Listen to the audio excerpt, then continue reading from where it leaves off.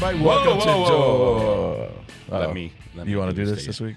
What's up, everybody? This is Tommy Baldwin, competition director of Rick Ware Racing. Welcome back to DBC. Freddie, how you doing today? So Karsyn has things. Probably had a lot better of a weekend than you did. Yeah. I mean, the weekend was really good till about the last, 20 minutes of it. But explain. I think we're going to get into the meat of it when we get to spot on, spot off. But I am still Freddie Kraft. I still spot for Bubba Wallace. We still got ran in the fence yesterday. No, you didn't. You did not get run in the fence. Almost, but you didn't. Oh, almost what? Not on the last lap. You did.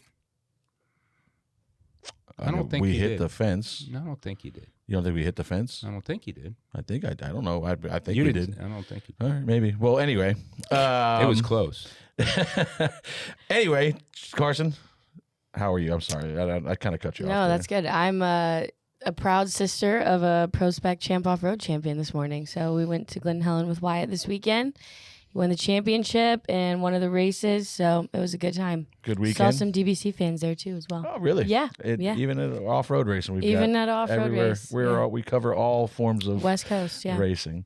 And joining us today, a buddy of mine, and I kind of need him this morning because he usually knows how to lighten up the room a little bit. AJ Allmendinger, welcome to Door Bumper Clear, my friend. Did the 20 hit the fence? The 20 Yes, hit the fence. 20 hit for the sure. fence. Okay. Yeah. All right. Listen, checking. like I said, we'll get I'd into already all hit of the that. fence by that point, so I don't know. You weren't I was sure? just trying to watch replays. The 38 hit the fence. The 38, what? Did he hit the fence or went did he above- ride the fence? ride I mean, the he fence. was on top of the fence. Can't believe he didn't lock it down. What was right the there. spot? What was Blanchard saying? Blanchard there? was telling him to lock it down. I can't believe he didn't lock it down. I don't know what why he didn't lock it down there. Poor Blanchard. We were giving him all weekend about numerous things, but that was pretty incredible. AJ, I know your race was not ideal yesterday. How did it go? It was going okay. Like, we kind of ran after. First of all, the track was way slicker than I expected. I mean, I knew it was going to be slick, but we dropped the green. I was like, oh, yeah, should have tightened up some more. So once we kind of got that first adjustment in, we ran basically, I think, about 12th to 14th all day. And we were going to have I thought, a pretty decent day. And you know how it goes. Kind of had a bad pit stop, got put at the kind of the tail end of the restart, and then they all wrecked, and I got hooked and hit the fence head on. Yeah. So not ideal. Race was going okay until that. Talk about, especially this place. Obviously, I think it was a great race yesterday, no matter what the finish was. That's just that racetrack, I feel like, is maybe one of the raciest we get to go to with this car. Yeah, and I feel like yesterday, as slick as it wasn't just, hey, you got to kind of rip the top, and that's where the speed is. Heck, I found myself at times, I felt like I was at Old Atlanta. I was trying to drag the splitter on the apron there to get it to hook and find some grip. And if I missed it, it was 0.3 of a second a lap. If you missed it, if you got it right, you would gain those 0.3. So you could just move all around. The pace, I thought, for the most part, was slow enough because the track was so slick. So you weren't just on and off the throttle. You had to kind of let the car roll, and it puts on great racing. So. I'm sure will the fans complain about the finish? Probably not. Chase won. But I thought it put on it was, throughout the pack. I mean, it was definitely, these cars are always aero sensitive, but it was probably some of the most passing I've seen in a long time. That was one of the things I wanted to ask you about because it started out for us, and Tommy, you can chime in on this too, but I don't know anything about that yesterday. Passing and nothing. But we fired off and I think we started 7th or 8th and kind of dropped like a rock, right? So about 15, 16, something like in there, cycled back a little bit forward. And Bubba was just like, I can't even drive this thing. It's so tight. Then you get a good pit stop, gain 2 spots, you get a little restart, and you gain 2 more spots, and now you're in the top 10, and all of a sudden all your problems seem to go away. How much do you feel that in the car? Like, obviously, the further forward you get, it feels like without making an adjustment, you're freeing your car up. Yeah, I kind of equate it to, like, you get to about the 6th row up, and everything feels a whole lot better, and then you start getting back. Because I dropped the green yesterday. I started 20th, and I went down into turn 3 and about hit the fence because I was so tight behind guys. And it's just the nature of the beast. It's the way these cars are. I feel like we talk about it every week. You know, it's not from lack of effort. I feel like NASCAR's trying to make the cars better, and Goodyear's trying to figure out what tire makes it work. And certain tracks are better than others. But, yeah, I mean, I think you go to all forms of racing, the further you get up front, the better your car's going to handle, and these cars especially. Yeah, for sure. And, you know, before we move on to breaking down all of Kansas, like, talk about your season. I feel like you guys have been noticeably faster this year. Like, it feels like the cars have more speed, maybe not getting the finishes you deserve like yesterday. But the cars, I mean, even Ty, he stands out more than that car has in the past maybe. Like, just talk about the progress over there they've been making. Yeah, this is the fun and hell about motorsports right now. Like, just in general, if you look at where we're at in points and kind of results at times, you would think, oh, it's not very good. But being inside the shop and you know, being a part of the Cup program since the inception of this car, on and off, you know, obviously I ran full-time Xfinity last year, but even when I was running Xfinity, I'd still run 18 to 20 Cup races. So I've been in this car for, you know, since we've had it, and this is definitely by far the most competitive that we've been throughout all racetracks. The funny part of it is our struggles have really been on the road courses this year, which is, you know, some of it's a little bit of bad luck, some of it's me trying to figure out this tire at times, and some of it's just lack of speed.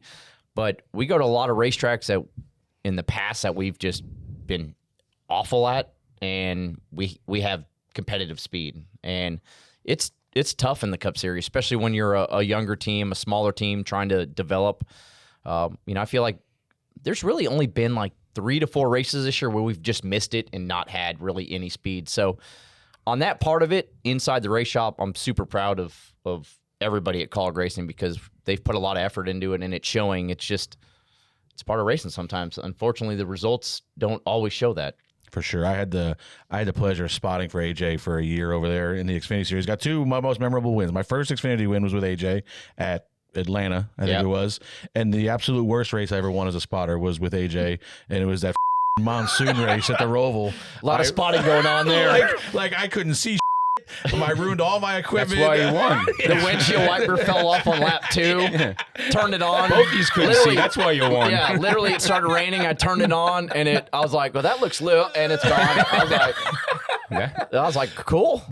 Talk about that race, man. That race was insane. Like, I remember it was us, Briscoe, and I think somebody else was in the mix there. I remember Briscoe kind of blew the corner on the last restart. Yeah. But that race was it was just, for me, it was miserable. I was just getting dumped on up there. It was just awful at times. Like, you know, sometimes it's fun to race in the rain, but when you're in the middle of a hurricane and they keep it green, like there's times I'm like, there's no way they're going to stay green. And they were full committed to it. And, yeah, Briscoe was really good. He was good on the brakes, and that's where we were struggling. But for whatever reason, he kept choosing the bottom on the restart, and it was like a river just running across turn 1, and finally I got him to get in there and throttle up and spin out. But, yeah, I mean, even coming to the checkered, trying to baby it through the last corner, it's a memorable race. It got so dark, and I remember this, and I had to go do the IMSA race on TV right after that because I was still working for NBC, and I had to tell the track, I was like, hey, you might want to turn down the Jumbotron because you would literally turn in the infield, and it was so bright and reflecting off the water, you had no idea where the corner was. So, yeah, they at least turned down the Jumbotron there for the IMSA race so they could see, because I remember Hemrick telling me, he's like, yeah, at one point I just turned under the curbing because I had no idea it was there. So it's one of those lasting memories that we'll always have, and it'll, you know, be great for replays. I will certainly never, ever forget it, ever. That's like the second or third race that you have won that you've claimed that you haven't seen. Which one was the other one? There was one other one. One other one was dark out. You were saying that I didn't. Yeah, you won again. Yeah, well, that's the way it goes. Anyway, Thomas, how was that? Awesome. I know you wrecked yesterday. Great. What happened? I didn't know if it was a wheel. I know you had just. Man, I'm going to call it the domino effect, and I'm going to from 2 weeks ago when Denny's pit crew got a penalty. So this is when our problem has started yesterday. So they appealed, right? They still had their crew last week. Well, this week they didn't. So what they did is they took the 4 Jackman and tire changer, moved him to the 11, took our Jackman and changed it, moved him to the 4, and we got the guys that are still working to be, he didn't get the wheel tight on the right front on a pit stop and went into 3 and it fell off and hit the wall. So it's Denny's fault. Yep. See? Everything today is going to be all about Denny screwed Denny. all of you guys yesterday. He screwed me at Bristol too because when his tire fell off, I was next to him, so he used me to slow down. Yeah, and I so crushed the wall. this is all about Denny today. And listen, that affected Denny's race greatly yesterday as well, because the last pit stop was, it looked to me like the Jackman missed a stop or something there, and they ended up coming in leading, going out 7th on 2 tires. But yeah, that was just the domino effect. I know Gluck last night was talking about. He's like that race was a microcosm of Bristol. You go back 2 weeks ago, whatever it was. Changed a couple teams. Oh yeah, like a lot of race teams. That issue from Bristol. Again, like I said, great race yesterday. Chase Elliott wins. You're welcome. What could you have done different? I had nothing. Okay. No. I thought you. I'm just saying we kind of all handed it to him on a silver platter. But the call to put 4 tires on, I thought was, I think he was running 4th or 5th there. You put 2 tires on, you're going to come out same place, same spot. Probably unlikely you're going to try unless your car just magically hits on something. But so Allen makes a decision to be the first guy on 4, and it ends up paying off for him. Yeah, I mean, it all worked out perfectly. If it had went green right from the first restart, he would have probably finished exactly where he started. But I felt, look, Denny, you watched him all day yesterday. He was not very aggressive in the beginning of the race. He'd let 2 or 3 guys pass him, and then about 15, 20, 30 laps later, he's going by him. He's 3-4 tenths faster than him. And some of it I feel with Denny, how good he is of understanding all that. He really tries to let people know think they're better than they really are, because when it was time to go on the last restarts, he went, right? He did not get passed. And the 9 car was one of the best cars taken off. It was the 9 and the 20 were pretty good. Taken off yesterday in the beginning, and then he would just reel him in about 15, 20 laps. But, I felt Allen, it was probably a good call, nonetheless of what was everybody else's, because his car was really good on speed, raw speed, taking off. And if he felt that he had, 2 more better tires than the other guys, it was a chance that he took, and it paid off. Yeah, for sure. Now, if you take 2, you're not sure if you can run the bottom like he did and move and maneuver like he did. So, yeah, I would say it was Allen finally made a good call. And I think he said after the race that he felt like the last lap, once he finally got the tires cleaned off, and he felt like it made a difference there where he could, he just could carry more speed than we could on. Like the rest of us were all on 2. How hard is that though? You're like, mindset for you? Like, all right, you're the first guy on 4. Like, how do you just go attack at that point? Yeah, I mean, that's kind of what you hope for, right? Yeah. Like, if you can have that advantage, because it's the worst thing you can do is not pit, at racetracks and be the first guy not pitted, and everybody behind you's got tires, and you're like, and same deal as 2 tires. You don't want to be the last on 2 tires when everybody behind you's got 4.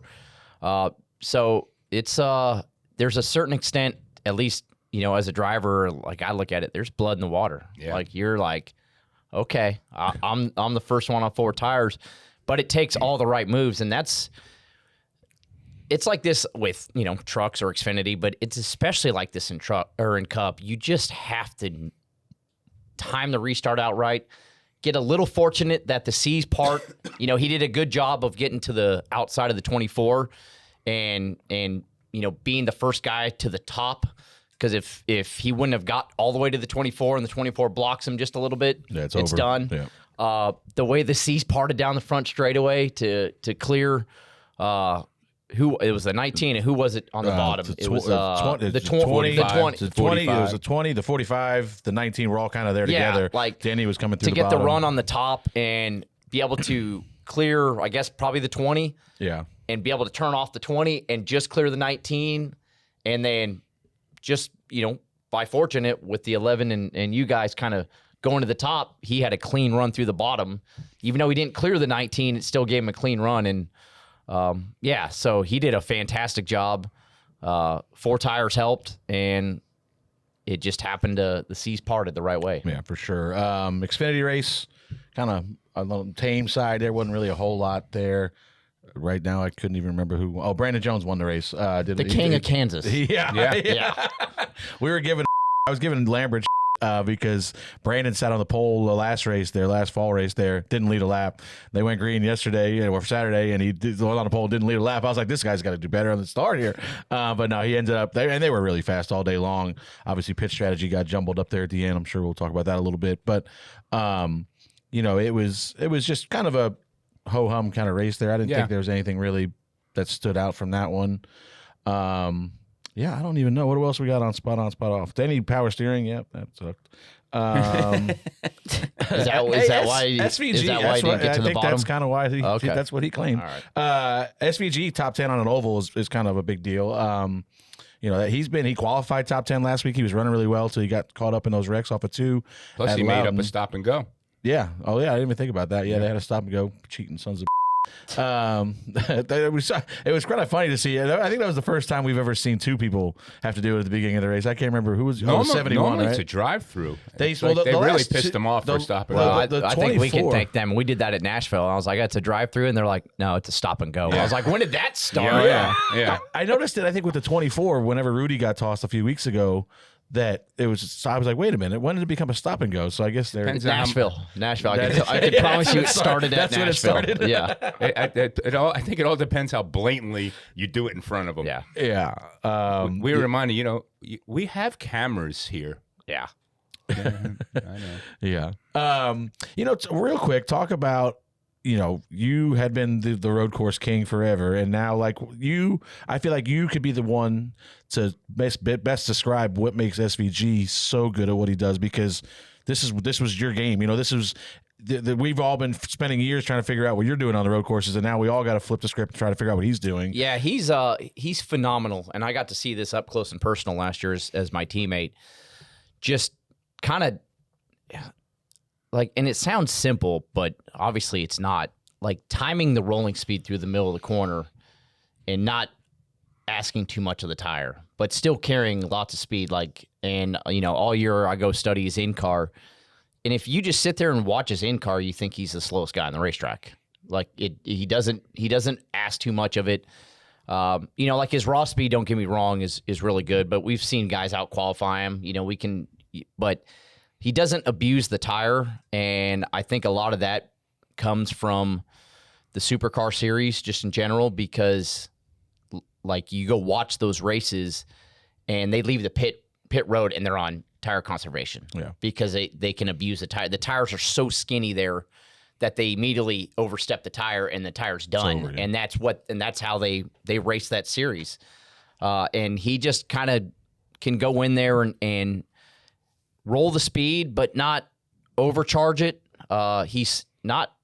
Now, he can get late on the brakes, but he's not the latest braker. I felt like I was always out-braking him, but he just times that speed into the corner, and then he gets the car. Because of that, it doesn't make him panic to have to get back to throttle, so he gets his hands really straight off the corners and just gets that forward drive. And just over time, he doesn't abuse the rear tires. And I think to me at least, the thing that I've struggled with a little bit, and we've struggled this year, is you overstep the tire a little bit and you heat it up and it doesn't come back. Yeah. It's not like you can cool it down for a couple laps and all of a sudden get the speed back. It's gone.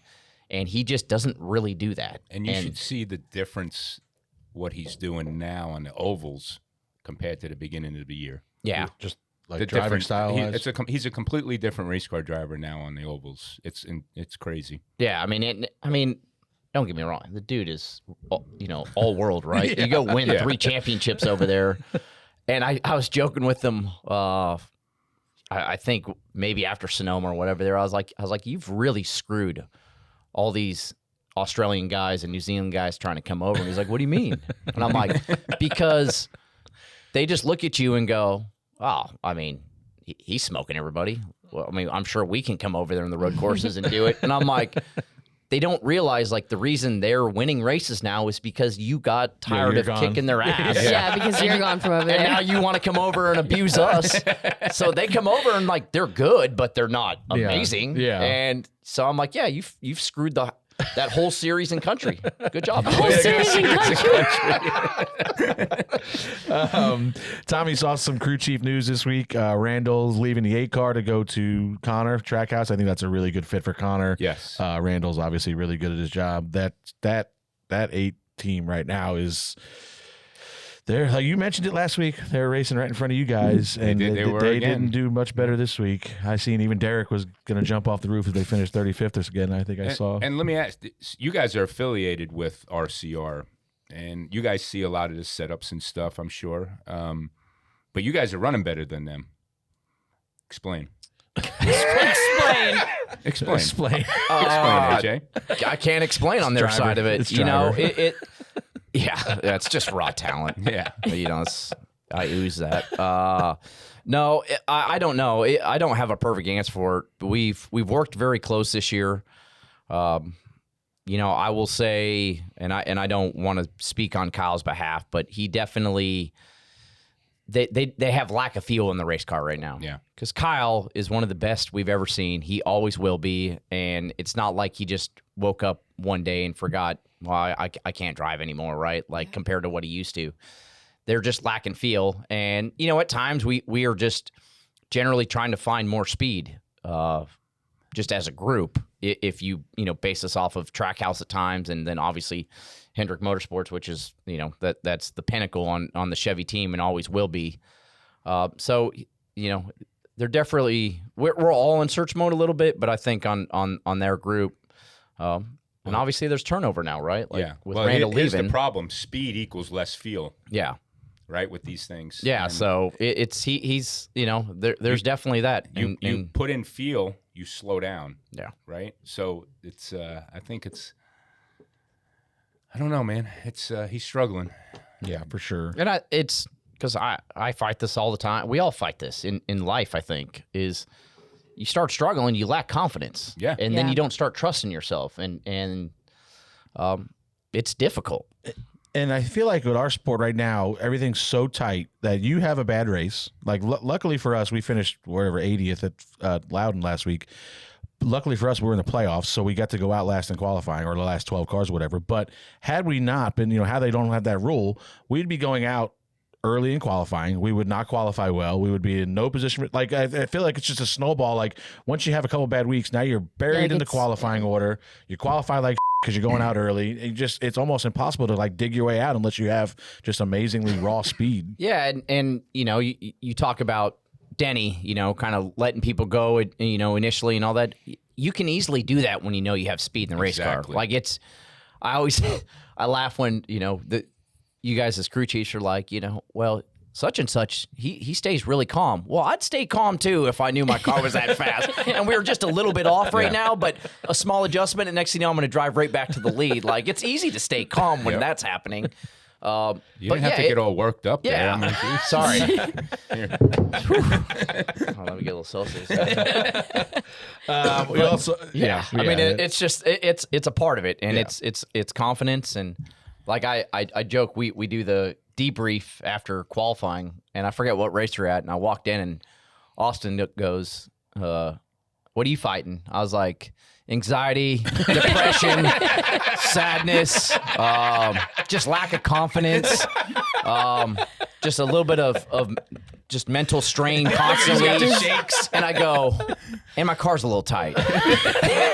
And Kyle goes, sounds like you're handling it better than me. I'm like, I've had more years of practice at this. Just emotionally unwell. And this sport will do that to you, though. Like, and listen, even I just saw this yesterday with Bubba.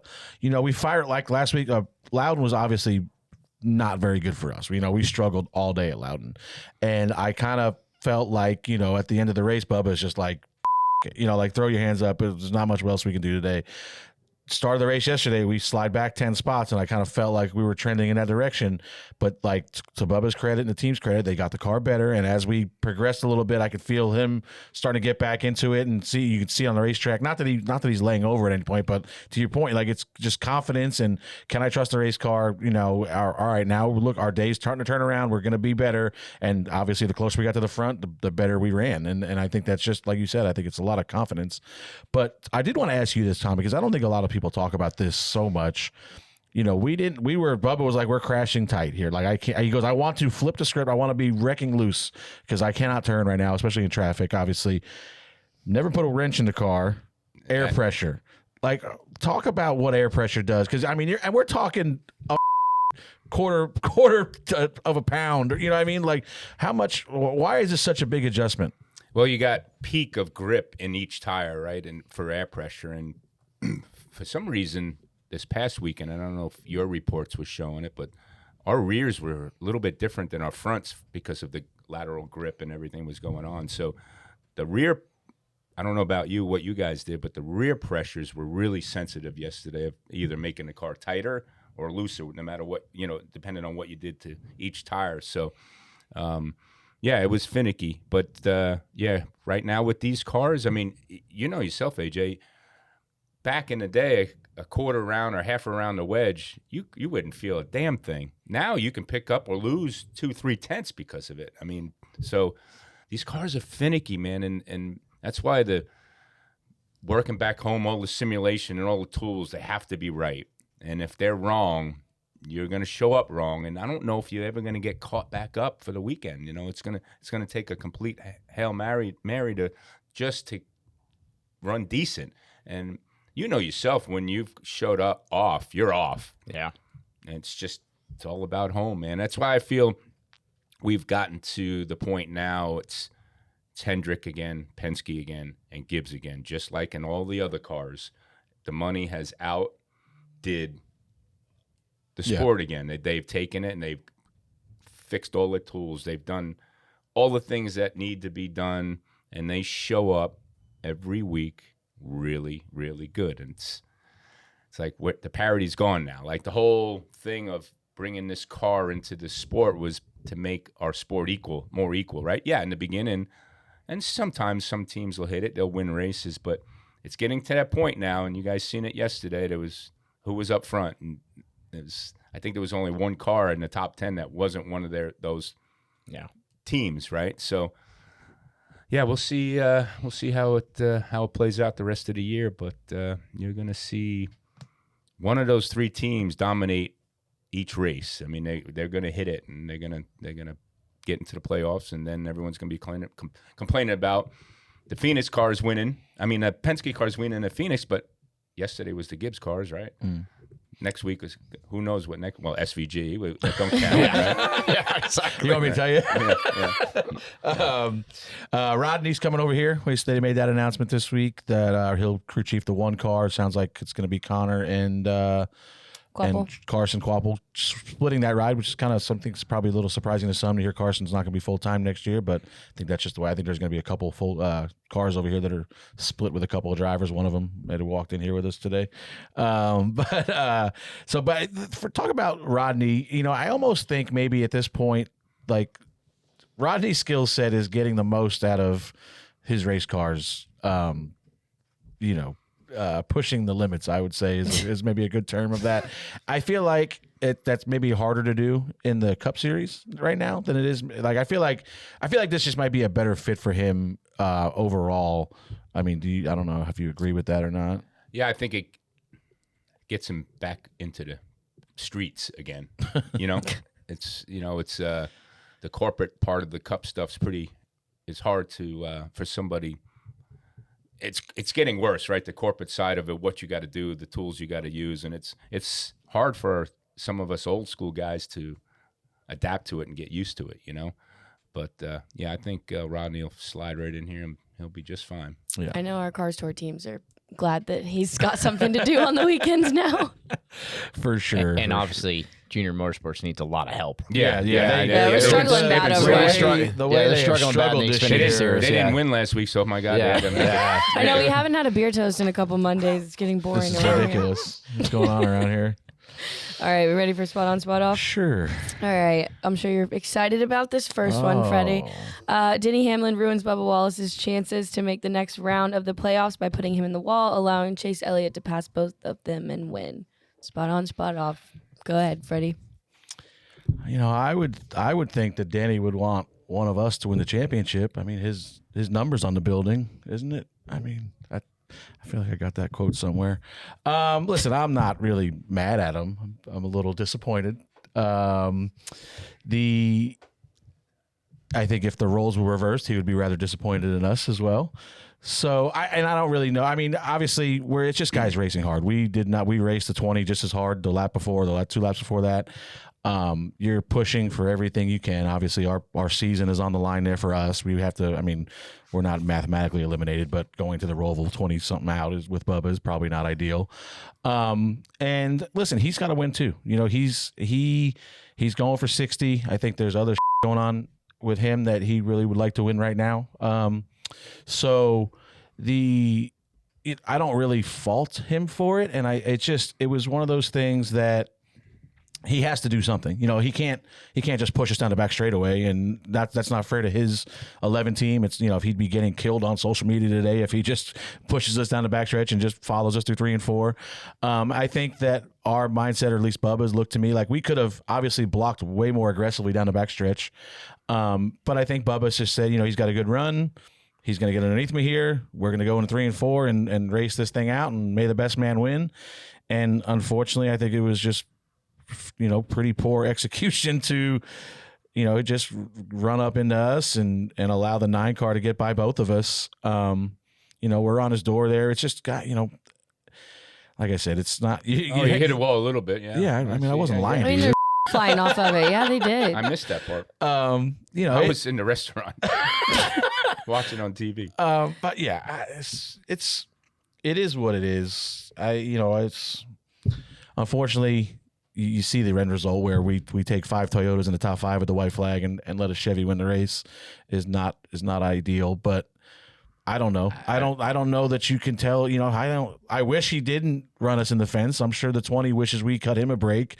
So I don't know. It's hard to really be angry. It's just disappointed with the results. Way to really go after that question. Yeah, Jesus, that you just spent 5 minutes talking about just nothing. blubbering. What about you should have nothing. said was spot on. He did Good Lord. ruin your He did. chances. I mean, he did ruin our chances. You know, that's what it is. You know, Are you afraid your paycheck won't get signed if you say anything else? Well, that's What the if thing. bonus You know, week? the thing is that's what he always talks about. You know, when he talks about racing other people, he talks about withdrawals and deposits. Well, that was a pretty big withdrawal yesterday. So I mean, if he continues to send me direct deposits, I will get over this eventually, I assume. But you know, I don't know. I don't know how to feel about it because it did ruin our chances. It probably will ruin our chances to continue on in these playoffs. But what's he supposed to do? I don't. Yeah, you know, it also ruined my chances at DBC picks, but we can talk about that later. Anybody else got anything on that one? Yeah, I mean, Tom? I mean, I think he had to do what he had to do. I mean, it's going for a win, right? He's going for his 60th. He just dominated the whole race, won both stages. He had the fastest lap, has a bad pit stop. I mean, he's going for a championship this year. Whether he's pushing that stuff aside or not, it's still in his mind. I don't know if did he understand how many points he was ahead already? You know, was he probably locked in already? You know, didn't have to race hard in the ROVAl. If someone, you don't know. I mean, if you watched yesterday with Bubba leading, how much that playoff deal just shifted, man. What could have happened? So, what would have happened if he let him win? What would the whole world be talking about? Not probably. The 100% rule, everything else would come into play. I mean, I think he was put in a little bit of position as like, I'm going to go win this race, man, for my team, for everybody else. I mean, at the end of the day, whether you love or hate Denny, he is who he is. Yeah. It's not like this was out of character in the sense of like, you know, why didn't he let Bubba win, or, you know, why did he race him so hard? Like, the guy drives as hard as he can against everybody. I mean, and that's like, obviously it was not great execution, both cars. You know, I think, I don't know, in my mind, Bubba thought he was probably going to the bottom more, because that's the one thing with this car that's unlike a truck or an Xfinity car. When you go in side by side, usually if you are pinned on the guy's door, you're just trying to worry about not getting wrecked with him because you know what you're doing. Well, with these cars, when you go in side by side, it just makes both cars tight. As tight as can be. I mean, you saw it with the 20, right? Like, and there's nothing once it starts, there's no grip on both cars. And I think, I don't know, Bubba probably expected Denny maybe to go a little bit lower and not be. But once they got locked doors, it was game over. But Denny is who he is. Whether you love it or hate it, like he doesn't change for whoever he's racing, whether it's his own car. Yeah, and once you see that everybody gets that close and you see the hood flaps pop up a little bit, you know you're in trouble. Yeah. You know, because they've just packed so much air underneath you, through you. Even though there's the bottom's completely almost closed off, it's getting in those wheel wells and it's slowing everything down and it's killing the front grip. So it's I mean, looking at it, Freddie, what were you telling them, though, down the backstretch? What were you explaining to So them? we came off of 4. We had a little contact. I don't even know if we actually had contact with the 20, but we packed a load of air on him, and he got in the fence. So I knew we were going to be clear down the front. So now I'm just looking to see where the runs are coming from. Danny's got a huge run off of 4. He's going to the bottom.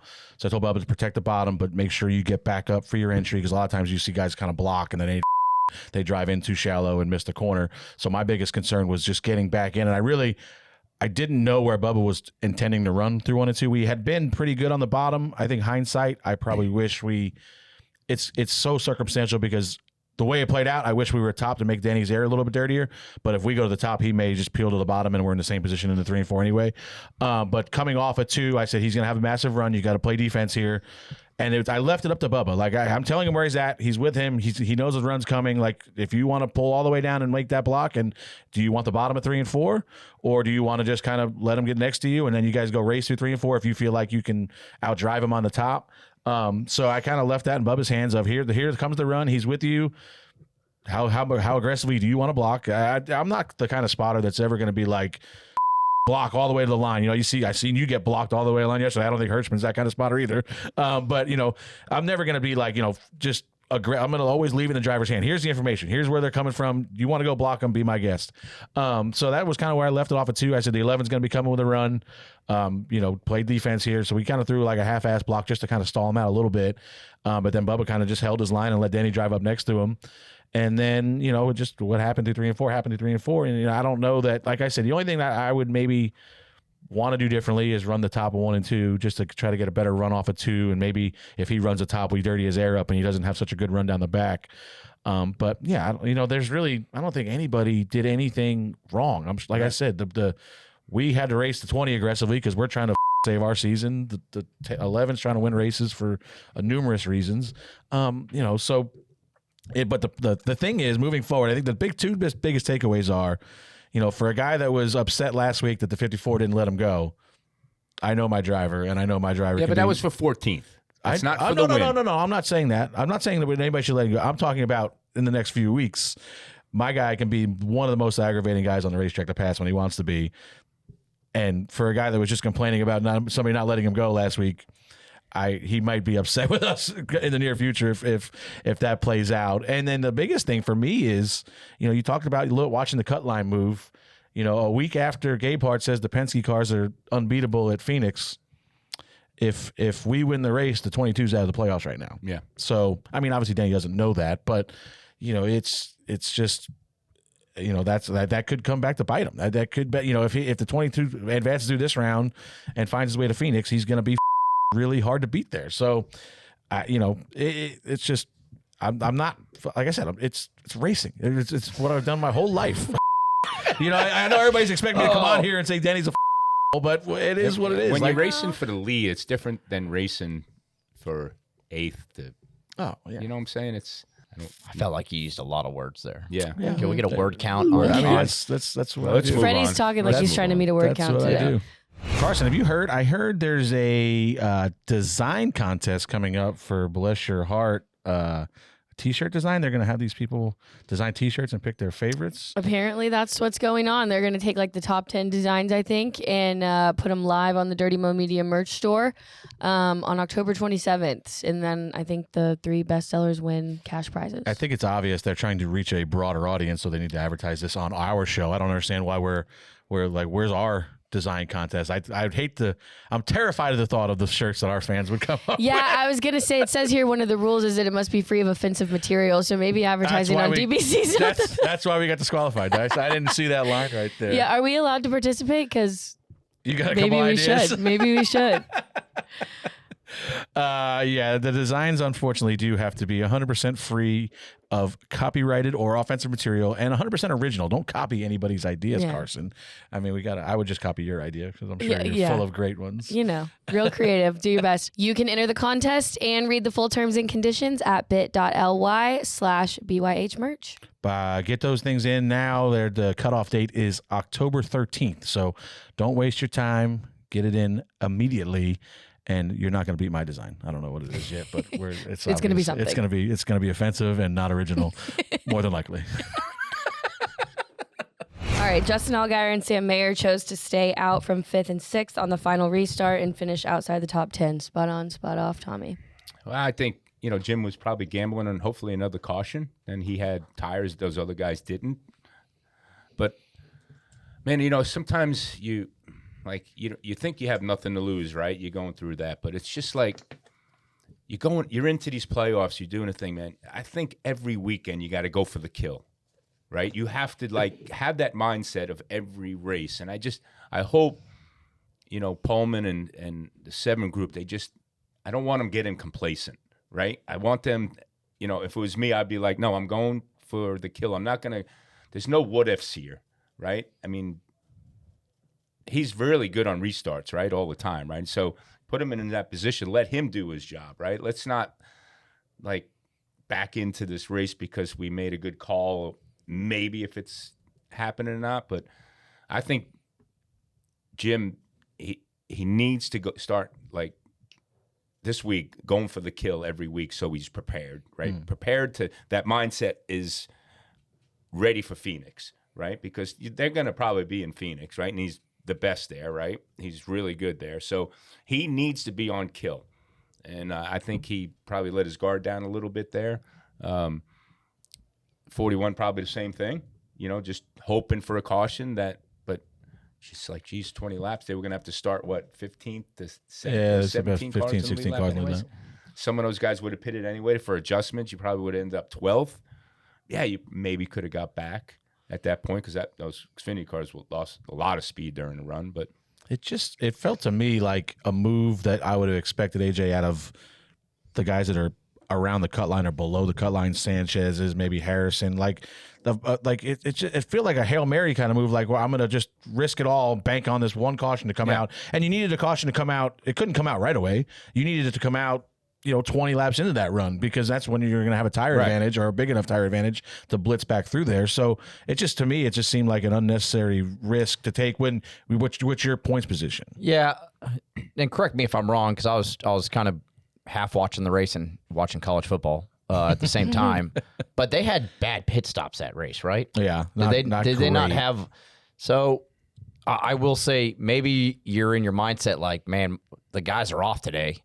If we pit with everybody the way we've been going, we're restarting maybe 5th, 6th, 7th. But you got to give those guys confidence. No, right? I got you on that. If you know that and you're they kind of reading that, they're losing more confidence. Yeah, right. You got to all right, guys, it's money time. I want +2 here. Let's go. I mean, at least get everybody back on the kill mode. No, I'm with you on it, but at the end of the day, it's. If that caution comes out, he looks like a hero because Justin walks away with the race because there was nobody. The couple of cars that had tires, a set of tires, weren't even going to run with them. Right. So, yeah, it just struck me as a move that I would have expected. Like I said, almost like a Hail Mary kind of move that, like you said, if you catch the caution, you're a genius. But I don't know. It seemed unnecessary. One of the 4 below the cut line will make up the deficit and move on to the round of 8. Spot on, spot off, AJ. It's Chastain, Wallace, Reddick, and Cindric. What is the points by 13, 26. 13. I think the only way is who's 8th? Yeah, Joey. Yeah, that's going to be tough because the problem is the way the ROVAl works. Now you can get, especially with the hairpin now the way it is, you can definitely get some carnage. But you go take the points, the first 2 stages. I'm sure Joey will take. If he's in position, he's going to take the points as well. So so many cars pit now during those stages for track position that if Ross and Joey both stay out, they're probably going to be right around each other, honestly. So you're not going to make up a lot of points in both stages. Then there's a little bit of luck of getting through the carnage if your car's fast enough. And let's be honest, SVG's going to be tough to beat. Hopefully I could get my act together on a road course and be at least up there. I think that's going to be tough. Yeah. And Ross is the only one that's got a chance at it. Yeah. I mean, Reddick could, if he finds his groove at a road course back again, he might potentially be in the battle for the win. Yeah. But to your point, like SVG's got nothing to race for, so he's going to be flipping stages and probably in control of most of the race. Yeah, the thing that all of us wanted was SVG to In get the through the playoff. first round and then barely be on the edge in the second round. Needing So points. they're like, maybe we just stay out in one of these stages. It's a must-win I think, For all of them. I do. I mean, there's a chance. Joey has an issue.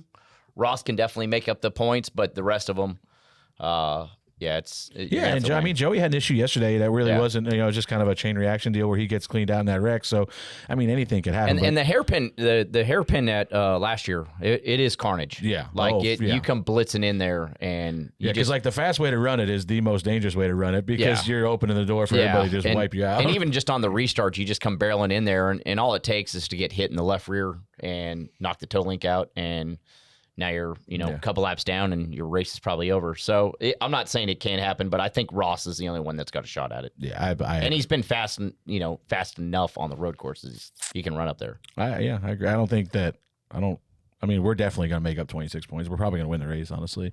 That's the attitude. Yeah. He's been fast. Go Emerson. This isn't old Bubba on road courses. absolutely Bubba can not. bring some speed now on the road courses. And the one, like I was talking about this, I think you won the race.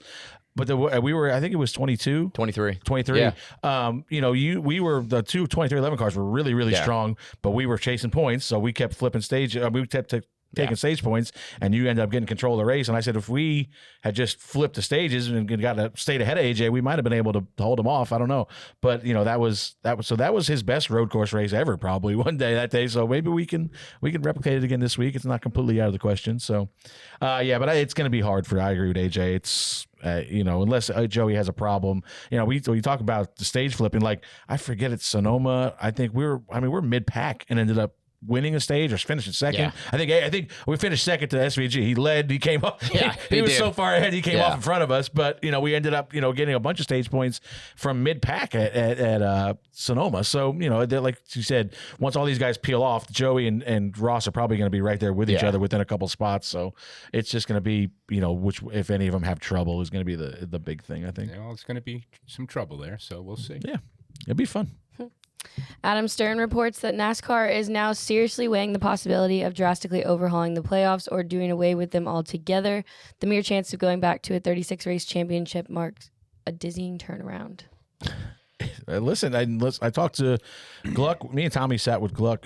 Where was that? New Hampshire before the race, and he said, "Listen, we just had this competition meeting this week, and he said the first time we did this, or the playoff committee meeting, I should say, the first time we did this, one person, I'm sure you can guess who, was all for 36 race playoff. This is dead set." This time it came around, they said they went around the room, and there was a lot more people on board with a 36 race playoff. Again, I've said 36 race playoff. Say a 36 race format. Sorry. It is a playoff. It is Every a race 36 race All of them. playoff. Yeah. But yeah, and listen, what I've said on here, I don't think it's going to happen. Even though it's getting momentum, I still think it's going to be some form of a 4-race playoff or something like that. But where do you say? I think we've said on here numerous times that I would prefer a 36 race full season format, but I don't think it's coming. Like, it's tough, right? Because let's be honest, you go to a 36 race championship, you could maybe put a five drivers that really got a shot at the championship, 6, which is fine if that's the way. I might be 2-time Xfinity champion if it was 33 races. yeah, The problem was we made it to Phoenix, and you're like, we suck here, like. And that's the way it is, and you just know that, but that's the way I hate when they say, well, the championship wasn't deserved. It's like, no, championship's deserved because the way that format is that year, that team and that driver made the most of it, so they're deserving of the championship. But yeah, the one thing that I've always hated is you win the regular season championship, you get nothing for it. Yeah, You get 5 extra points. Like, in a way, this. I don't think this is right either, but it's like you go spend 26 races, winning a regular season championship, you should get some sort of guaranteed. I don't know if it's to the Final Four. If you don't make it, you're fifth, or you get to the round, whatever it is. But to get 15 bonus points, really 5 over the guy that finishes second, like, yay! Like, thanks for working so hard. And that's the thing. You look at the Truck Series this year. If Corey Heim doesn't win the championship, Yeah, we talked about that last come week. on, he deserves the championship. But he goes and takes a start, goes in turn one. Guy makes a little contact with him. He fences it and finishes fourth in championship. So does Zilisch. Exactly. Like, same deal. So I don't know. It's at the end of the day, our sport is run off the fans.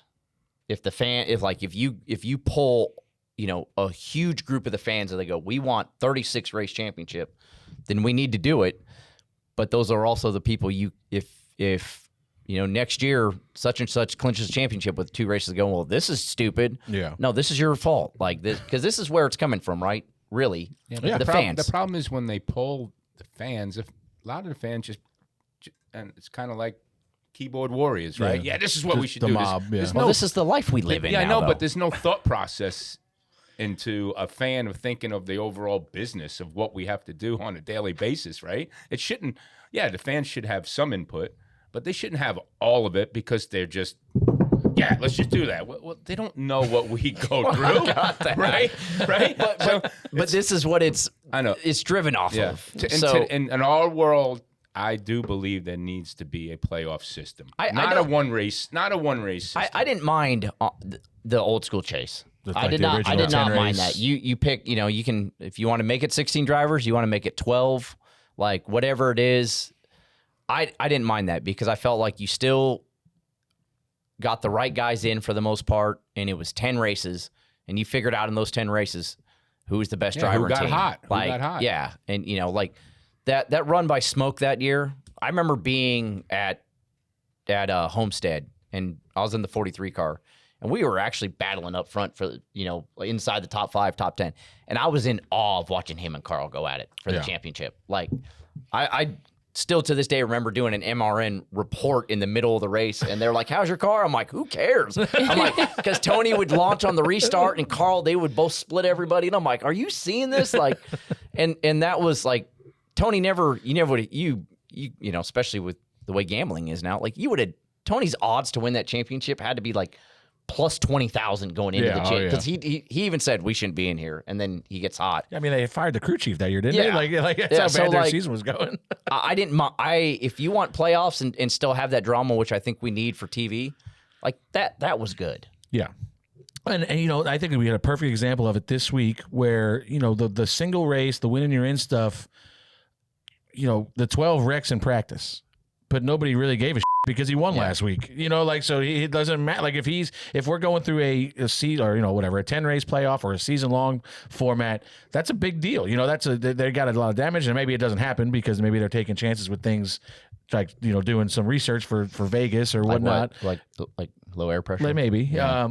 But that's a bigger story if Ryan's not just locked into the next round because of what he did last week. So, I think that there's pros and cons to it. And Tommy, you talk about listening to the fans. Well, the people not watching right now are speaking pretty loudly because the numbers have not been good the last 3 races. And I don't really understand it. So I put a question out last week. I'm sure we're going to get to it in a second. But, Bristol was a really entertaining race, I think, to be sitting home watching, like all the tire problems.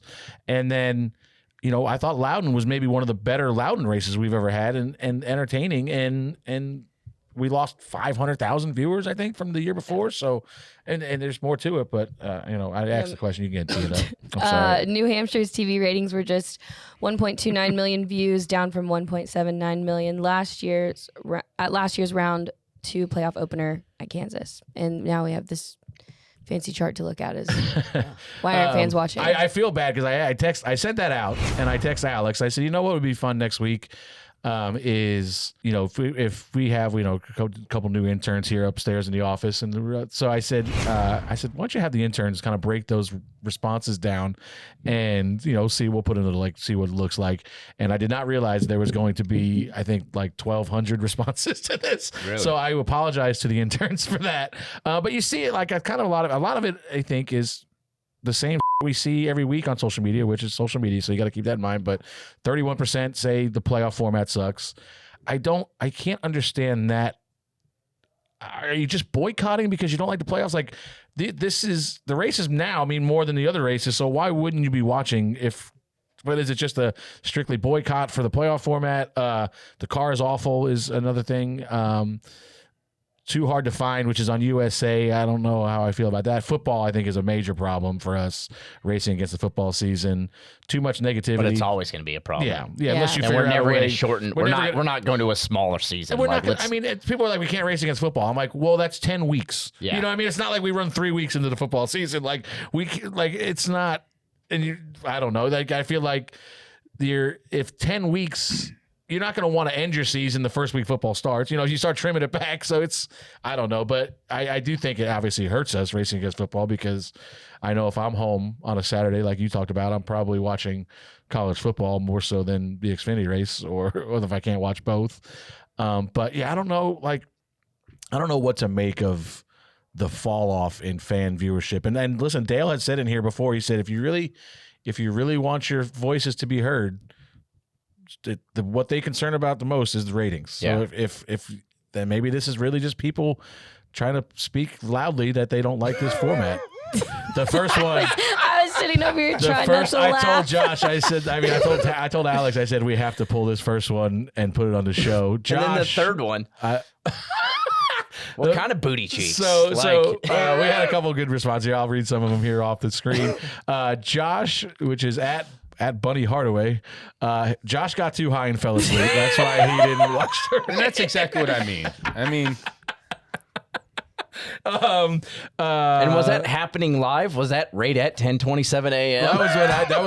That's probably true. That was when you look back up. Yeah. That was the next day. He realized he forgot to watch the race. They're racing sports cars on ovals. What do you expect? That's hard. This car is booty cheeks. This is exposing SEC bias. So this guy's probably watching college football, honestly. What kind of booty cheeks? It's at 10:30 in the morning. Yeah. He's not watching college football yet. Fix the car. I'm saying he was probably watching it on the weekend. Yeah. Fix the car, and almost all the other problems will be fixed downstream. And what's been wrong with the race in the last 3 weeks? That's my point. The last couple of weeks. Right? The problem is past month. But the problem is, we did have a stretch there right before Gluck got here, which was after Watkins Glen or after Daytona. If you have a string of bad races, which we did there we had 3 or 4 weeks where we had really bad races. People might not come back. You start losing. You lose a group there, and now they're just automatically, they don't give it another chance. They don't say, I'm going to watch again next week, because why would I? The last 3 races were awful. So, there is definitely issues with some of the places we go and some of the packages, which were, obviously they're working on it. They're not just, and I'm sorry, I do have to say this. We are racing. I know we're in the entertainment business. Yeah. But there are times, and I know people don't like to hear this, that a driver and a team hit it that day. Yeah. And they stomp the field. Absolutely. Like the Bristol race, not the fall race, because that was just crazy. But the spring race, people are like, well, that was terrible racing. I'm like, no, Kyle Larson made the racing terrible. I ran from 6th, 7th to 12th, 13th all day. And then with pit strategy, I was passing a car or getting past every lap, it felt like. But that's the problem is we live in this industry now, and I think this is a lot of sports, except really football. It's just highlight driven. Yeah. Even everything basketball. I know the basketball commissioner said that. Yeah, it's they're they're highlight driven, and sometimes we, as fans, and I do it as a fan, you want to see that wheel to wheel come. The finish that we had yesterday, every weekend. That's just not possible. We are still racing, so sometimes just they stomp you. Yeah. And you have to deal with that. And that's what I've said about the playoff. Somebody's like, well, somebody's going to lock it up with 3 races left. I'm like, well, good for them. But at that point, I agree with you. Somebody stomps the field 2 weeks in a row, and they're like, well, we're done. This car sucks, and this racing's terrible. Do you think the playoffs hurt? You're a great example. Like, if you were to go out and run in the top 5 yesterday, it's not going to get a lot of coverage because you're not in the playoffs. Yeah. Where if you're in a season-long format, that's a big story for that race. For you, oh, look at AJ's having a hell of a day today. But if you're not in the playoff race, you're not in the cut line, you're rarely going to get talked about, probably not going to get interviewed after the race is over. Like, is that a problem? Yeah, I mean, for sure. I think that sometimes once you're not in the playoffs or you don't make it to the next round, you're almost forgotten about. But, that's your job as a driver and team to go out there and make them talk about you, go lead the race or battle for the win. So I think as sponsors, sometimes that's tough. But, I always liked back in the day as a kid, they'd do a full field rundown. Sometimes you'd be like, why the hell are they talking about, as a kid, I was like, why are they talking about 40th? Yeah. Who cares? But you know what? They have to talk about it. Yeah. The sponsors are paying for them. It's, I think it's TV's job sometimes to try to make sure of that. Unless you go off Dave Moody's, like, sometimes where it's like, it's not our job to talk about you. Go make us talk about you, which I agree with that too as well. So, I don't know. I just think we live in a world now where we're going to about something. I know we just talked about the football season and whatnot. Do you think our season is too long? I mean, it's not going to change, but like, in your opinion? No, because this is what I like. Like, when we have one off week, the fans are like, there's nothing on. so we've tried the midweek races during COVID. That didn't really work. Like, so no, like, is it a gauntlet on us? God, yeah. I woke up this morning and my body told me to F off, basically. But no, I don't think so. And I look at it as, I've been on the other side of when I raced Champ Car. If you stop the season late August, that's not good for race teams and people that work there, because there was a lot of times that they would get rid of a lot of people because there was no work for 4 to 6 months. And then you hire them back, probably for cheaper. And that's not good. So is the season too long?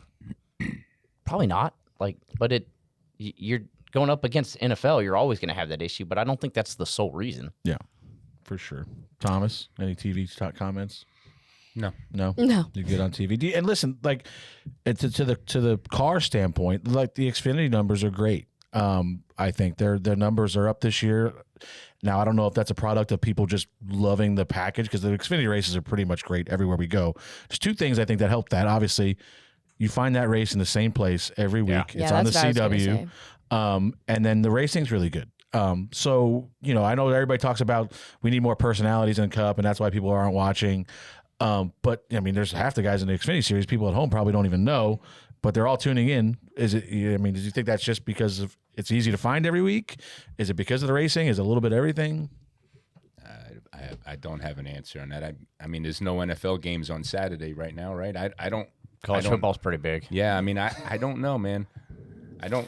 Ask the fan. Maybe he got too high and fell asleep.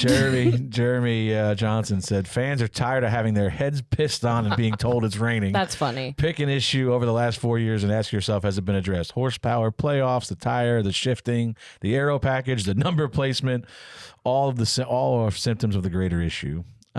Listen, people are angry, and they're showing it right now, and I think there's changes coming because of it, but I don't know how much is going to make everybody happy. Hey, it's Dale Jr., and for the latest DBC gear, we need you to go to shop.dirtymomedia.com. We've got plenty of options, and we're adding new stuff all the time. Shop.dirtymomedia.com. We're in stage 1 here. You know us Kyle Busch fans. We just win the lap down. We're just distraught because we're not getting anything. But then, none other than Tommy. Tommy's driver brings out the caution. So, Tommy, we want to appreciate you for putting us maybe back in the game here. We got a long ways to go, but we're holding on hope. Yeah, we helped a lot of people there. That's awful nice. You were looking out for Rowdy Nation. Feeling generous yesterday. How about that, Chase? All your nation, baby! my God, I cannot believe we freaking won that race. That was my favorite finish of Kansas of all time I've ever seen in my life.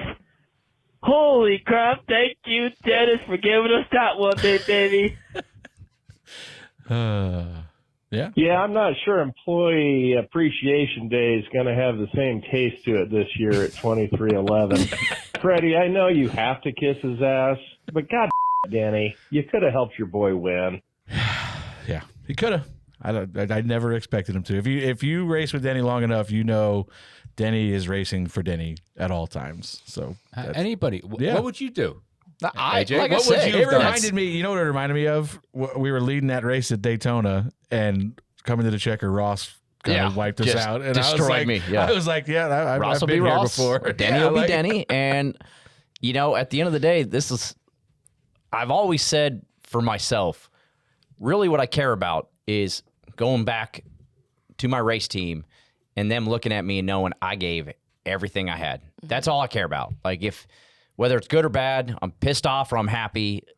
Like, the last thing I ever want anybody that's working with me to be like, I just don't think he cared that much. Yeah, he didn't put effort into it. If I'm Denny's crew chief and I work as many hours as he does, and I seen him laying off and not trying to pass a 23 to win, I am pissed. Yeah. I told Lambert on the plane last night, because we always end up sitting next to each other. I said it's almost like, I don't even know, like reverse favoritism. Like, he has to put the extra effort in racing us, because if he doesn't, like, if he goes in there and races easier with Larson or Elliott, he doesn't do that. He's not going to. Yeah. But I'm just saying, like, if he goes in there and misses the corner or doesn't do what that, but he has to show that he's racing us to the 45 to 35 specifically, that he's not cutting us a break, because for that reason, like, he has to answer to everybody in that building that he drives for. Yeah. So it was not unexpected by any means. Finally, you. Hello, Kermit the Frog here. It seems only fitting that today's letter is A for which is inevitably what you become when you fence a car that you own that is in a must-win situation going into the ROVAl. Denny's going to have a hell of a time on social media this week. Good thing he probably doesn't give a fuck. The timing is just impeccable for him, too. Like, after all the that happened last week, talking about how hard the 54 is racing them and stuff, and then he just kind of cleans us out. Like, for the win. Again, it's for the win. It's not for 14. I know that. Come on. I'm not. I know, but you keep bringing that up. It's a different situation. I brought it up because I told you earlier that the 23 is going to be hard to pass no matter what position it is. And that's fine. But I'm saying the lovely fans on social media that are always so objective are going to bring that up multiple times this week.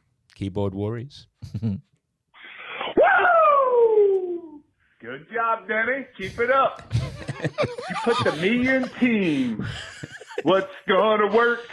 Teamwork. What's gonna work? Teamwork. Good job, Denny. 2 for 2, baby. Going for the cycle. I mean, if you think about it, was what, 5 Toyotas in the top 5? Taking the white flag. Mm-hmm. Or the last restart was top 5 was all Toyotas. Mm-hmm. I know the top 4 was at least Toyotas taking the white. Good execution. Excellent. I listened to Gluck and Jordan, and they're like, you could say they choked, but who are you going to say did something wrong? Like, who didn't, who made the mistake? Everybody was just going for the win. Maybe those 4 tires. Yeah. Is what made the difference. Well, that's what they and they were right. They said the mistake was made when Denny, had a bad pit stop. Yeah. That was the mistake, because if he's back on the front row, he probably continues to have control of the race with one of the best cars. Maybe he just gets away and we don't have this bottle up at the end of the race, but blame Bristol. Yeah, that's it. That's what they said. Yep. All right, last one. I ain't even gonna lie. If I was Bubba Wallace, I would call OSHA. That was just work violence right there. Especially against the boss man. Come on, Denny. That was where I was at the end of the race. I was like, God, Danny, but you just think about it for a second. You're like, what? He wasn't. I knew that was coming. Like, More important question: what does MJ say?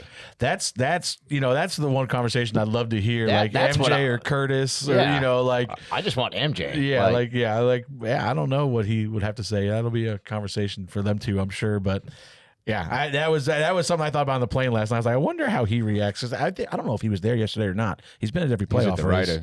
Oh yeah, he's at the Ryder Cup probably. Yeah, so yeah, that'll be an interesting. I'm sure we'll never hear anything about it. But You're not bringing MJ on the show? Maybe he could call He's in. been invited, but for some reason he hasn't taken. So he us up settled on for me that. today. Yeah. It was MJ or AJ, and I Yeah. went AJ. Oh, man. It was earlier in your phone index. Yeah. You'll get to MJ. I couldn't here. scroll all the way down last night. I was too distraught. Oh, God. All right. Well, that's Reaction Theater. To leave an audio message 24/7, you can call our number 704-802-9572, and we'll play the best ones each week on the show. Freddie, I think you've pretty well answered our Ask DBC question for the week. It's is Denny still great? I can't hear another 15 I know, minutes. that's what I'm saying. It's not. I will tell you. It's just a yes or no question. There's more to the Denny is great. We're not than- getting a yes or no. Yeah. Well, this is a little different. Listen, the guy's obviously been good to me. I've had a job over there for years, but there's more to it than that. And I don't know if he didn't want me to share this, and I might cut it out later. But when my dad died, Denny was like the first person to reach out and offer to pay for the funeral and a lot of other things. So there's a lot more to it than what you see on the racetrack and what you see off the racetrack. And just when I say that, like it's more than joking around and stuff like that. So whatever, racetrack is racing, life is life, and we're all going through a lot of now thinking about Tyler Reddick. He's got a lot going on with his little boy there. So there's more to it than what you see on the racetrack, and that sometimes is where that shit comes from. A lot of times, like yesterday, I'd like to punch him in the face probably, but but let's all get along. that's Fans, just the can way you it turn the goes. race on? Can we watch? Can you guys? Let's get millions and millions of viewers, please. Let's have a good time. yeah. Let's have a good time. There's some really That's good what- racing that's the coming thing. up. Like, There's let's some have really good fun. racing coming up. Like, let's have fun with it. I feel like at times I'm watching social media and it's like people are rooting for the sport to fail. Well, Yeah. that's the I'm whole like- world. That's the way the world is reacts that's now. kind of It's- everything. Everybody wants everybody to fail. There's no positive impact in our world right now. You show it, and they want to just beat you down. Like I always say about this sport, and I've been fortunate enough to be in NASCAR for almost 20 years now. I don't know how I lasted that long.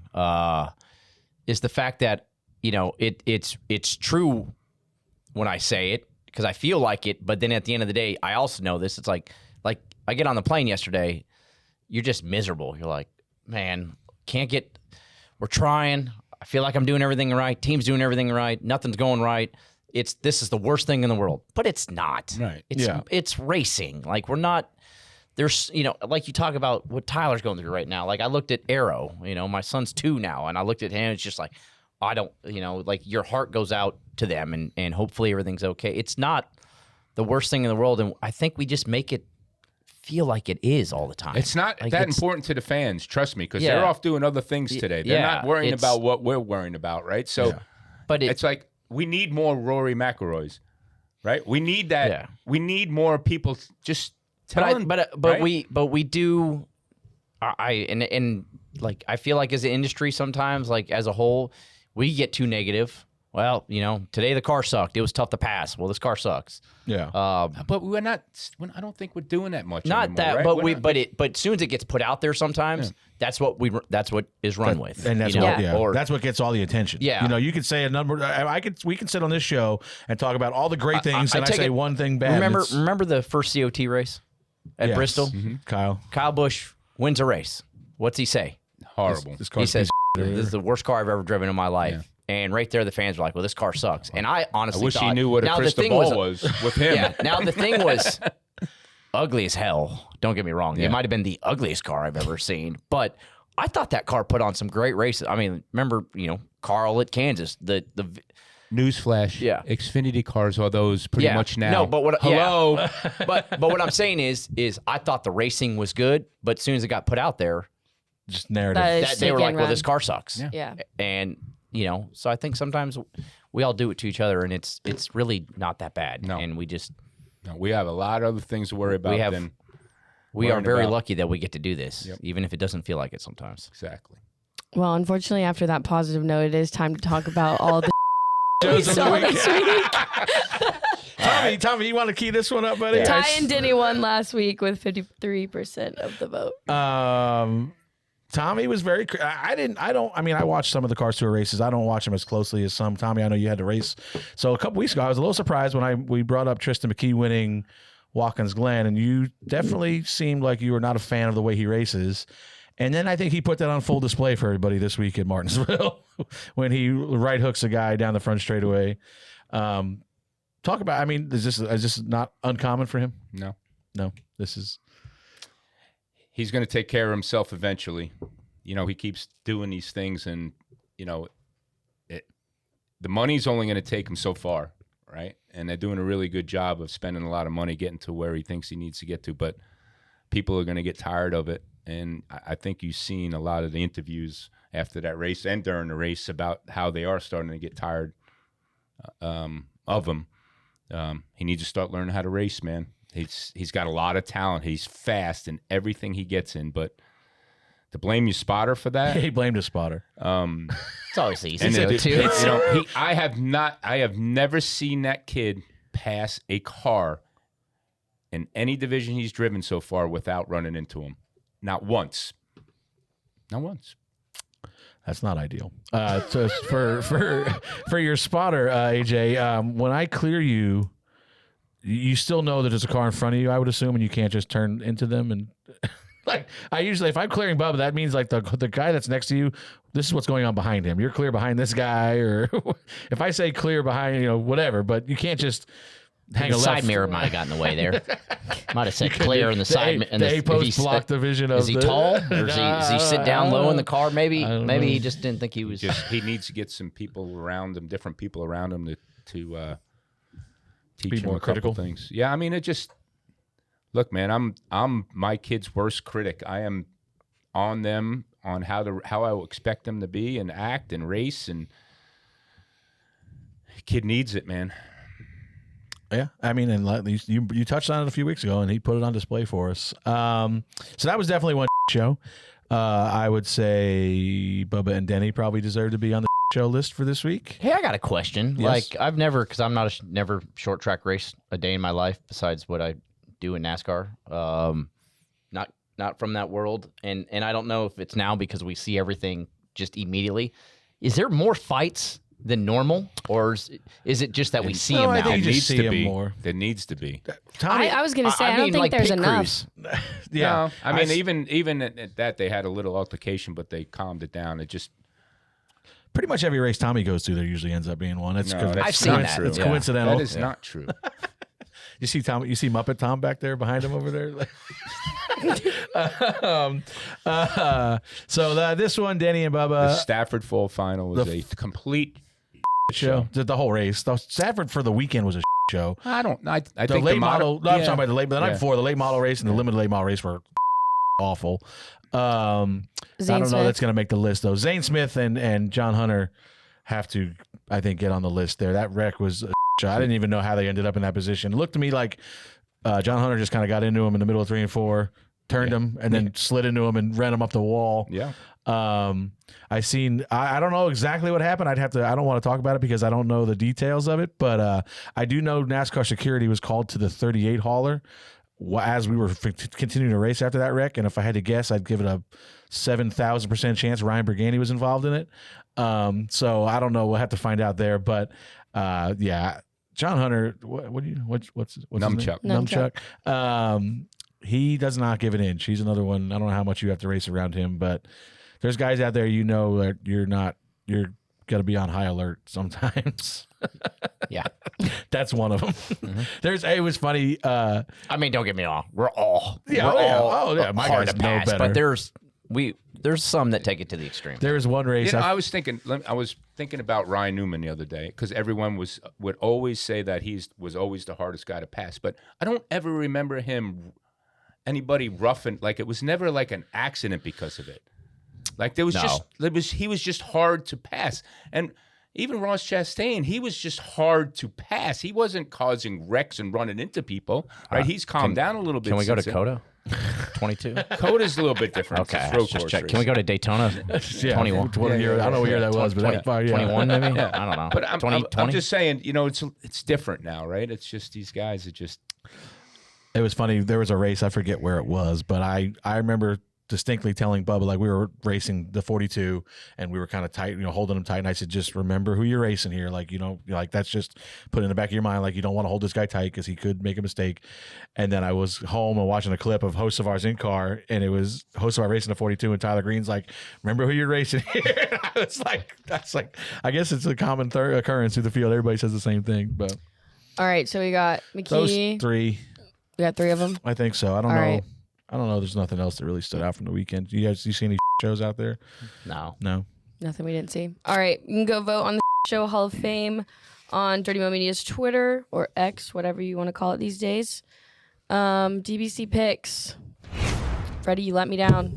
Big time. I was like one corner away. I couldn't do anything different. I'm sorry. You, Denny, all of y'all. We all finished in the top 10, no, huh? Yeah. Guess one again. The guess when you got to pick AJ. What am I AJ picking? Picks last. You So on pick the last. Yeah, we just pick against each other. It's On the last what page the of guest that, you picks. have a list. Oh, is this mine? I probably should have looked at this No, you're before I fine. walked in here. You're No. fine. Okay. You did great. The purple column is yours. All right. And you just can't pick the guys that are grayed out, like Larson Elliott. Those guys have already been picked. But Who you goes go, first? Freddie, you go first. I go first with a whatever 9th place finish, 10th place. Where are we going? Yeah, because you were the worst. Oh, I go first at this place. God, that's I gonna be wonder tough. who to pick. I already know. This is going to piss me off. No, you. Tommy's been saving this guy You. all year. I'll take SVG. Can't believe this. Really going on a limb there. Yeah, I just, Well, that's more to the story. Yeah, I got so Tommy didn't, like, we've done this for years, obviously, with different hosts and stuff. Tommy came on this year. We all year you can use a guy one time, but it resets for the playoffs. We may have forgot to tell Tommy that it resets for the playoffs. So he'd been saving SVG for the ROVAl all year, and I said, you get him again. Like, he's like, so he didn't pick him wherever the He hasn't last picked road him course all- race yeah. was. He had him available. He's like, no, I'm going to save him, and I didn't even think about it. And then I'm like, wait a minute, you can't save him. We're going to reset. We all get him back by then. So, sorry, Tom. Your turn. Your turn. You're up. Oh. Seabell. Seabell. Karsyn. AJ, I'm picking you. Picking me. I appreciate you. That was my second best option. I and did- I I think did Reddick, I need and a I didn't confident do boost there. I appreciate that. My road course this year has been a struggle, so we're going to turn it around this weekend. Well, if I can't pick myself, I'm going to pick the last year's winner. I'm picking Larson. That's a good No, pick. you can't. Oh, no, Oh, you I can't can't. pick Oh, Larson. is he's that already what been picked. Yeah, he's already been picked. So Who's that's what- picked him? I didn't hear you guys say that. No, No. He's been previous picked by races. one of the guests Oh, earlier. Or, yeah, somebody I got earlier. you. Then I'm going to go for the superstar. Wait, who? Uh-oh. Connor Zilisch. He's not racing. He's not? No, Is he they not? just- Is he not? No, he's not. Is He's he? not racing? I don't think he is. I thought Really? he- done for I the- thought Oh, he- just focused on the Truck, he's Xfinity running thing. truck only. Oh, he's running the. I thought he's doing the triple. Well, hell, almighty. I'm just falling apart here, man. You can pick Truex, All Martin right. Truex Jr. if you want. All right. I'm back. regrouped. I'm gonna go Ty Gibbs. I guess All right. He's been quick on the road course. he this has year. been fast on road courses for sure. Tommy, you got to get out of here. Or, I mean, you got a couple minutes. I did want to start this now towards the end of the year. See if anybody likes it. We don't like it. I just wrapping up with winners from the weekend. Obviously, Cup winner Chase Elliott, Brandon Jones won the Xfinity race. Butterbean wins ARCA. Those are obviously the main ones that pretty much everybody knows about. Just shining a spotlight on some of the guys. Landon Pembleton wins the Valley Great Star race, great 300. finish. Yep. Yeah, him Honorable and- mention to Lee Pulliam. that guy. It's a sin that he's not in a race car more often. Lee is. I know you don't have a big background in short track racing. I don't know if you know who Lee is, but just puts fast race cars on the racetrack for other people all year long. Hasn't been in behind the wheel much at all in the last couple of years, and just jumps back out and almost goes and wins the biggest race of the year. And just a awesome guy off the racetrack as well. So shout out to them. Shout out to Landon. Shout out to Cody Jordan, one of my second spotters. He was spotting for that win, so that's always a good one to win. I am going to butcher this name. Is it Jacob Goody? I'm sorry. Yeah, I think it's Goad. It's Goad. Won the short track national championship this week. I think he runs Elko full time, which is I up think in 3 or 4 tracks. he Yeah, has it's a to couple. run, yeah. But that's up there in Minnesota, I want to say. We went there once for an ARCA race. It's in the middle of nowhere. Shout out Wyatt. Wyatt Miller. Wyatt, you want to give Wyatt some flowers? I mean, I just noticed you got a little. What's going on? You got a little purple thing in your hair. had Yeah, I had this last week too. Did you? Yeah, I don't pay attention. She's a flower child. Also, yeah, because I'm so zen. Calm. one hits home for you. You want to give him a shout out? Oh, my bus driver.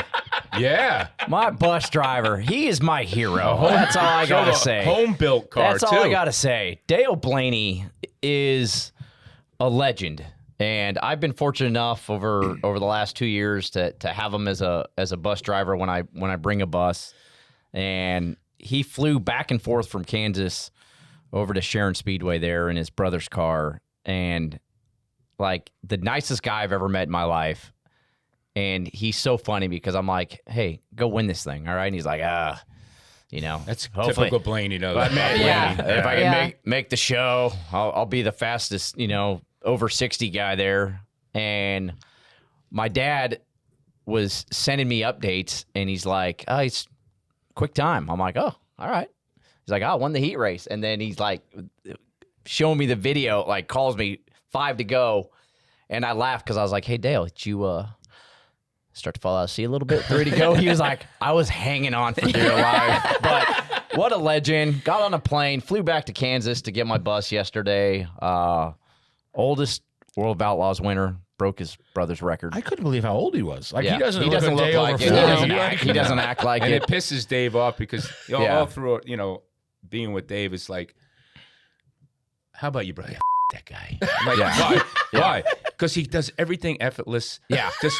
Everything's just so smooth. I'm doing all this, and he's just doing this. Yeah. Pro basketball player. Mr. Ohio. Yeah. Holy here I am. Yeah. I didn't even know I knew he played basketball, but then he told me he got drafted by the Lakers and turned down the contract because he wanted to go race cars. And it still took him 4 more years after that to ever sit in a race car because he didn't sit into one until he's 26. But legend, Dale Blaney. What a guy. Shout out. And I played golf with him, and Dave's right. He is an a-hole because he just doesn't even look like he swings and just, bats it down the middle, The sheer fact that he can even get in a sprint car to me is baffling. He's 6'2". What is he? 6'? I think he's bigger than that. I think know. he's got to be. I asked him this. He's 6. I want to say he's 6'5". Is he that tall? He's that tall. Yeah, he's big. Yeah, but jump in that thing and go whoop it on. I'm glad little Blaney got some of his. His talent. Shout out Ronnie Silk, won the fall final. Friend of the show, Bobby Timmons, wins the track championship super modifieds at Star, so good for him. And my little nephew there, Landon Salamito, closed out. He won the race and the championship at Seekonk, came back, won the race at Riverhead the next day, so shout out to him. He did a great job. He's going to be upset with me when he listens to this because obviously me and Megan helped him out a little bit this year, so he put our name on the car, and all he ever does to me is talk about the Mets, which God the Mets, my God. But he's a big Yankee fan, so he always texts me anytime the Mets are struggling. He does not realize that I put a hidden Mets logo in my logo on the car. So he's been driving around with a Mets logo on his car all year, and he's going to find out when he listens to this show. I'll have his mom bring it out there and show it to him. So shout out to them, and obviously the kids are great. Brody's doing a great job in his car. Just more the Long Island heritage The old Salamito family's got the rebug. Now you got all 3 of them, the 2 brothers and the dad. They're like Sean's already calling me looking for that thing's alleged cheated cars. up. Oh, that Bandolero car is so cheated up. I don't know what you're talking about. I'm sure it's strictly by the book. Yeah. But Mike Christopher Jr. winning the SK race, Keith Rocco winning the second SK race. They still have a week left, right? Yes, championship Friday night stuff. championship. Yeah, it's pretty close. Beatty, right? Won Riverhead championship. He won. Yeah, I don't know if did he Did win you the guys want to start this segment so you could just talk about modifieds? Well, that was the last To 3. finish the show? Who won the late model, the big late model race? That was Pimbleton? No, the dirt late model at Bristol. Oh, I don't know. So we need to, if we're going to do this. I know. we need to do It it. stands out. It comes out. Like Dale was one that I noticed because I think it was AJ tweeted it. Young kid won the high limit race. There was only 10 laps, and they called it, and they gave it to him there. What was the... Was it Danny Sams? No, yeah, I think so. Yeah. 10 lap only. Just called it. Yep. You won. Interesting. AJ, thank you for coming in. I mean, this is probably got one. This one you got circled on the calendar, the ROVAl. I know you've always been pretty good here. You've won a bunch of times. Xfinity for sure. You got a couple cup wins there. Or one cup win? Or One cup win. Could have been a couple. It's going to be 2 after this weekend. Yeah, that's right. Yeah. No, I the ROVAL is always, I just loved it. I enjoy it.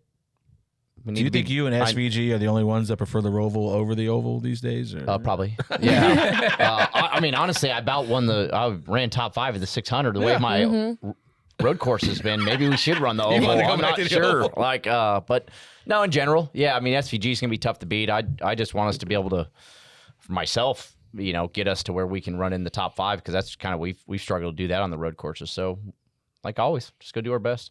Yeah, for sure. Thank you for joining us today.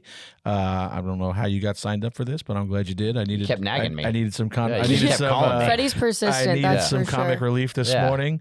Tommy, you going racing? Yeah, I felt bad for your day, by the way. I feel. I know you felt awful. You poor. That's what I said. He said, I was walking out. I said, well, your day kind of looked like mine. He's like, no, yours was a lot more fun. Just the end sucked for you. Yeah. I hit head on the wall and woke up and my neck really hurt this morning. He had a top 5 finish. Same day. Yeah, but it was a bad. Yeah, it was a bad top 5 finish. That was a really top 5. I just feel bad. Boys going racing this week anywhere?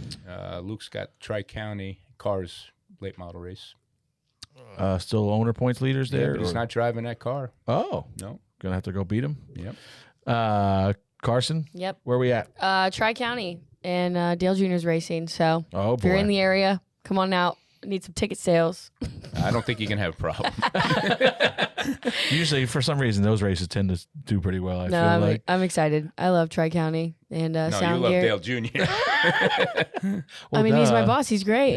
Start sounding like Freddie. All right, everybody. Thank you for listening. We will see you guys this weekend at the ROVAL.